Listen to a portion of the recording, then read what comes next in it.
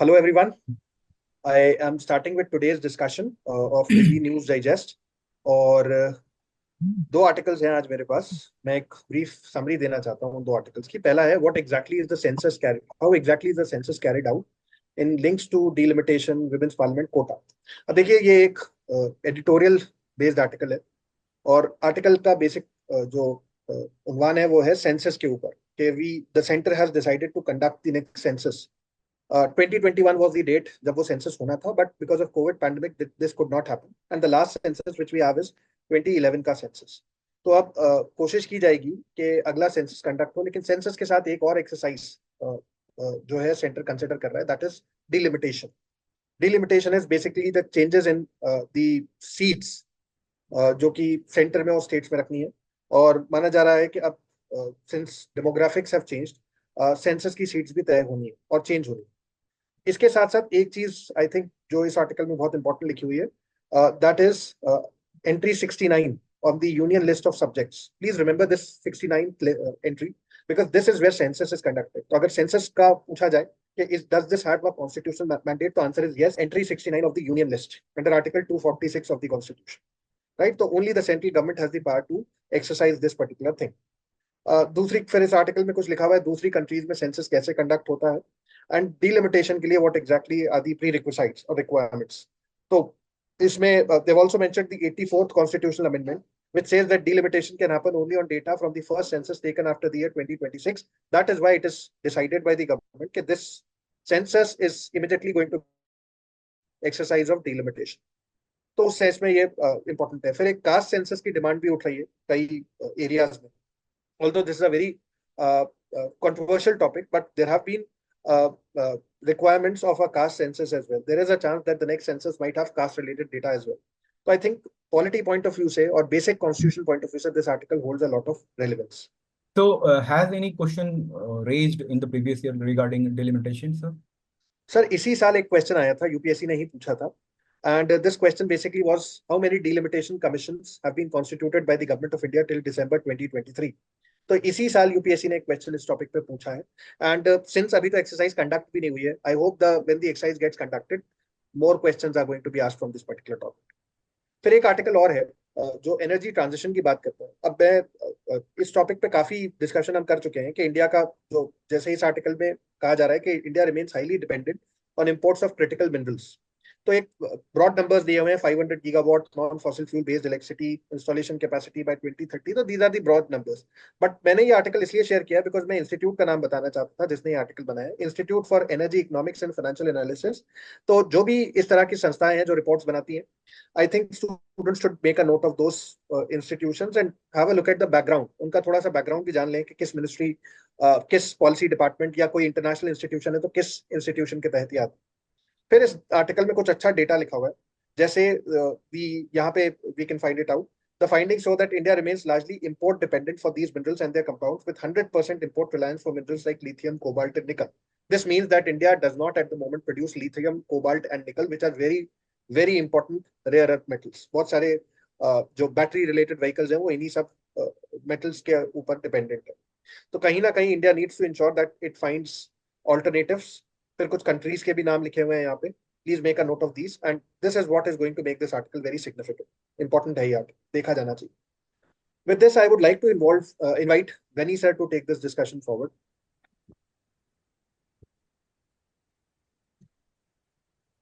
Thank you, sir. And the first topic of the day that I like to discuss with you guys is about the right to privacy.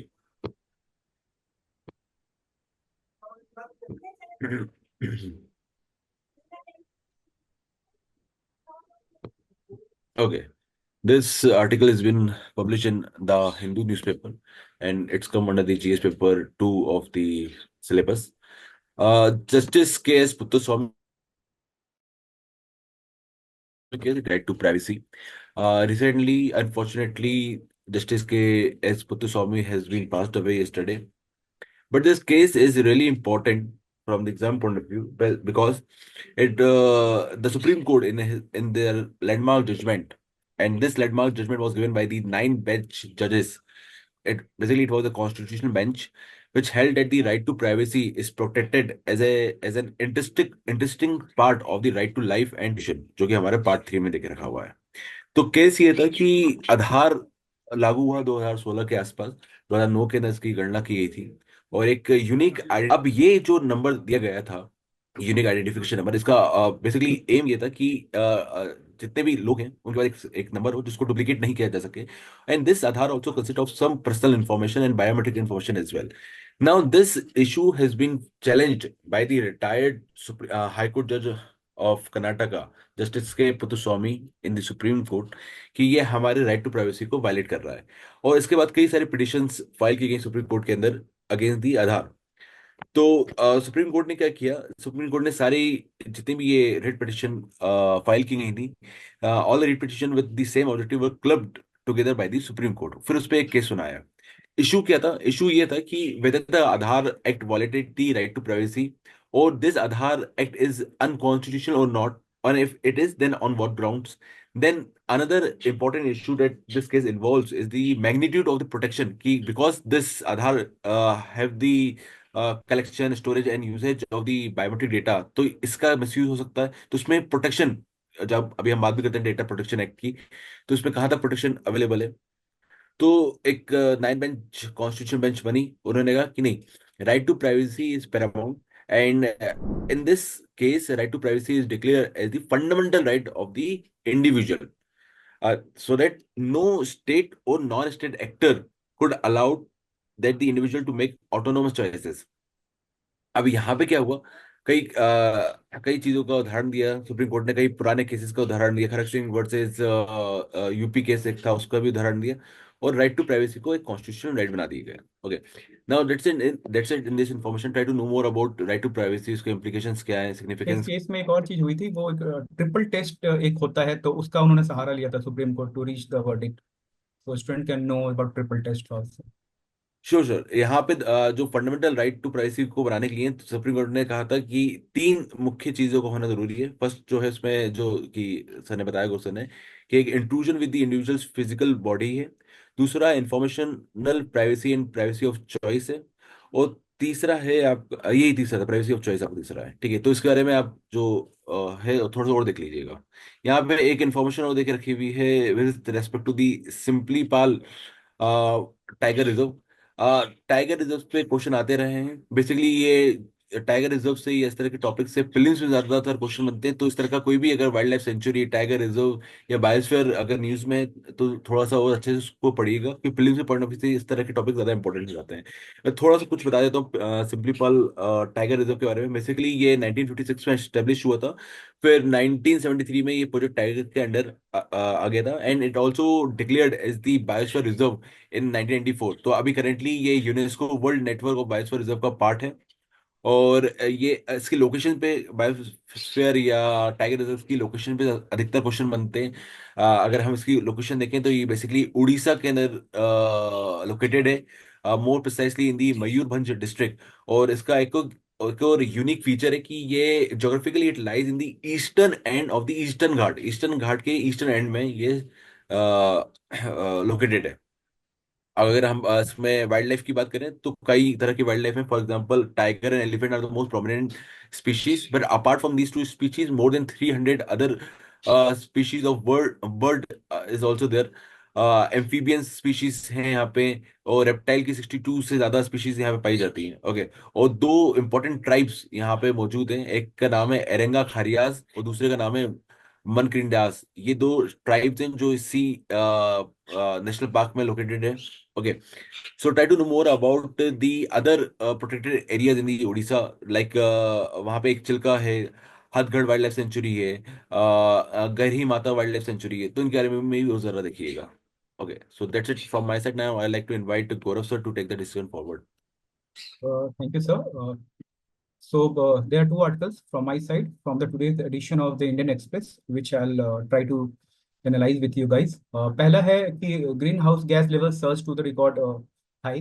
तो ये world meteorological organisation है, इन्होंने इस data को release किया है। तो first of all try to know about like greenhouse gases. What are like greenhouse gases, कितने तरह के ग्रीन हाउस गैसेस होते हैं, like carbon dioxide, nitrogen dioxide, ozone, sulphur dioxide. तो these are like greenhouse gases, and what sort of how they are able to like एक वातावरण को कैसे वो हॉट वार्म कर देते हैं, तो उसमें दे एब्जॉर्ब द जो लॉन्ग वेव रेडिएशन होता है उसको वो एब्जॉर्ब करते हैं, and through that they make the environment warm. तो अब ये बात हो रही global green house gas bulletin, ये डब्ल्यूएमओ रिलीज करता है, तो ये अपने आप में इंपॉर्टेंट हो जाता है कि who releases this global green house annual green house bulletin, तो ये अपने आप में इंपॉर्टेंट हो जाता है। देन देयर इज लाइक ये कुछ गैसेस की बात कर रहा है, तो एक टर्म आता है warming potential, the how green house gases कैसे वो करते हैं। तो पहले दो उनका क्राइटेरिया होता है, first of like half life कितना है किसी ग्रीन हाउस का, और ग्लोबल ग्लोबल वार्मिंग पोटेंशियल क्या है। तो स्टूडेंट को ये दोनों बातें जाननी चाहिए, और किस किस ग्रीन हाउसेस गैसेस का क्या हाफ लाइफ है और कितनी उनकी वार्मिंग पोटेंशियल है, they can know about it, that they can search about it. And और तीसरा है कि ये जो WMA है, it is a specialized agency of UN, and it was established in 1950. And what are the other sort of reports that are published by WMO?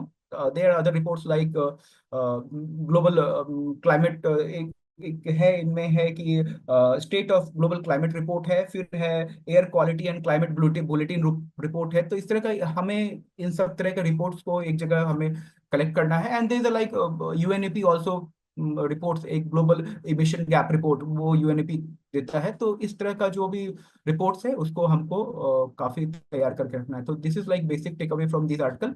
Now moving to like next article, it's from the economic point of view, वो भी prelims के point of view से important है। तो इट्स like so for any health of economy there are the few indicators that need to be looked at।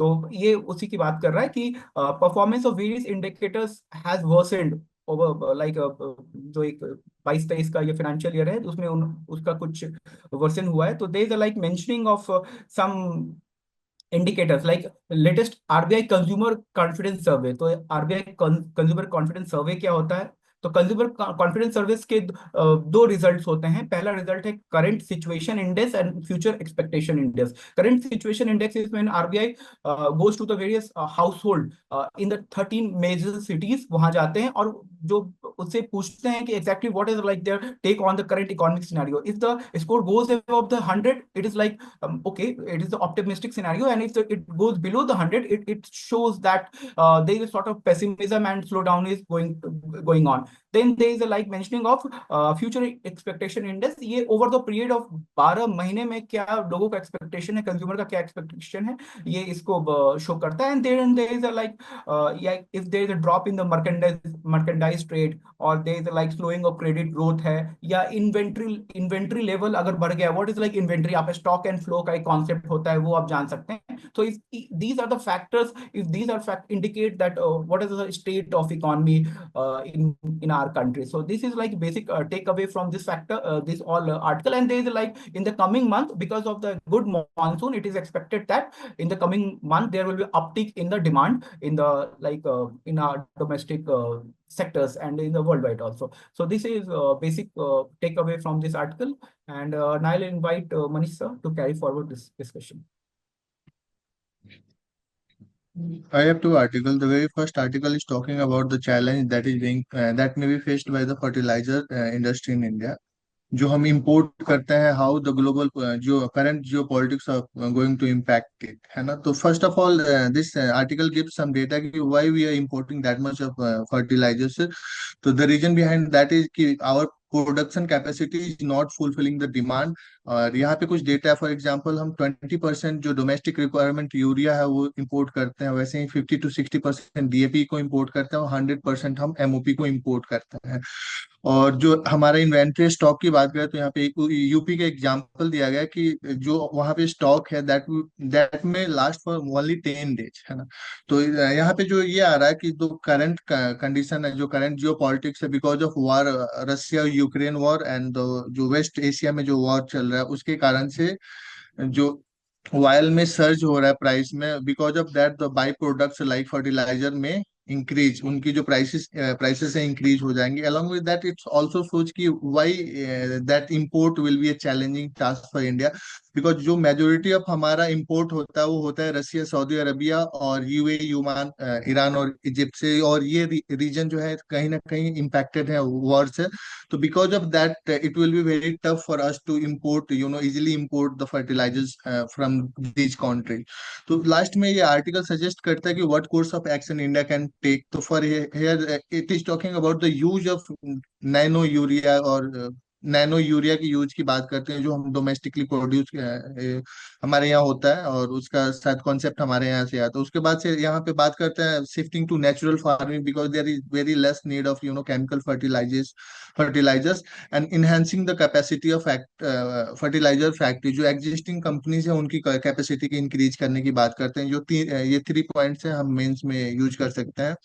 And along with that, it also suggests that we need to make such policies so that we can create such environment of जहाँ पे companies invest करें और marketing और manufacturer को facilitate करें, और उनको थोड़ा ease हो इस sector में काम करने के लिए। तो these are the basic takeaway from this article. First कि why we are importing, second कि how current geopolitics is going to import, and what course of action India may take. जो दूसरा आर्टिकल है that is from Indian Express, and it's about the national plan to tackle climate change sort of target. जो UN का report आया है इसमें कहा गया कि जो एग्जिस्टिंग नेशनल प्लान है गवर्नमेंट्स का across the world, that is not going to limit that climate change की जो हम बात करते हैं 1.5 तक हमें बिलो इसके रखना है, उसको नहीं होगा। और जो मैक्सिमम हम रिडक्शन देख सकते हैं तो that will be 2.56 from the 2029 level से। और इसमें फिर आईपीसीसी का जो डेटा है जो बात करता है कि if we want to limit the global warming to 1.5 degree Celsius, for that we will have to reduce cut the carbon emission by 43% by 2030 and 60% by 2035। तो ये बहुत इंपॉर्टेंट डेटा है।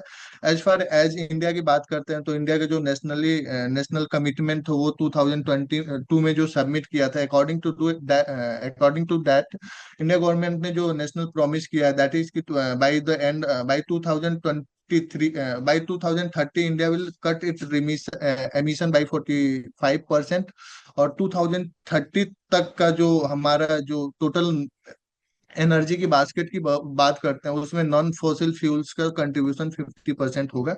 तो this data are the basic takeaway जहाँ पे हम mains में लिख सकते हैं। As far as previous year questions की बात करें तो जो पहला टॉपिक था उससे क्वेश्चन आए हुए हैं, जैसे क्लाइमेट स्मार्ट एग्रीकल्चर से क्वेश्चन आया था 2021 में, ऐसे ही केमिकल फर्टिलाइजर पे क्वेश्चन आया था 2020 में, नीम कोटेड यूरिया से क्वेश्चन आया था आपको 2016 में।